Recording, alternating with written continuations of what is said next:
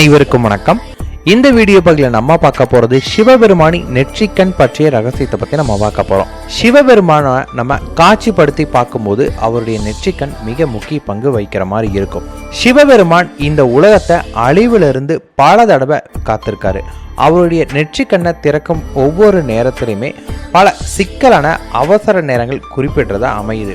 ஒரு தடவை காமதேனு சிவபெருமான தியானத்துல இருந்து கலைக்க முயற்சி பண்ணும்போது சிவபெருமான் கோபம் கொண்டு தன்னோட நெற்றிக்கண்ணை திறந்தாரு.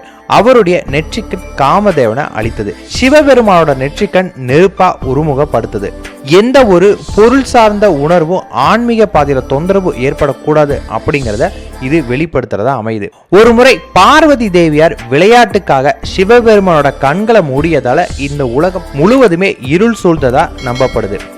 சிவபெருமானோட 2 கண்களும் சூரியன் மற்றும் சந்திரன்.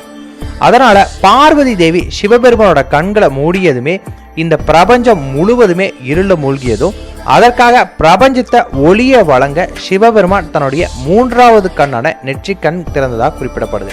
சிவபெருமான் ஒரு யோகியா இருந்தும் பல ஆண்டுகள் கடுமையான தவத்துக்கு பிறகுதான் ஞான ஒளியை பெற்றிருக்காரு.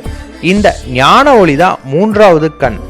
இதுதான் ஞானம் மற்றும் நீதியின் கண்ணாவே இருக்கு. இதுதான் சிவபெருமானோட நெற்றிக்கண்ணும். அவருக்கு பிறகு வரக்கூடிய துறவிகள், ரிஷிகள், முனிவர்களுக்கு ஒரு வழிகாட்டியா அவர் விளங்குறாரு. ஒவ்வொரு மனிதனுக்குமே 3வது கண் இருக்குது. அதாவது ஒழுக்க நெறிக்கான வழிகாட்ட அது தக்க சமயத்துல அவங்களுக்கு வெளிப்படையும். அவங்க அதை பயன்படுத்தும் போது அவர்களுடைய வாழ்க்கையும் அதற்கான வழிகள் காட்டுற மாதிரி இருக்கும்.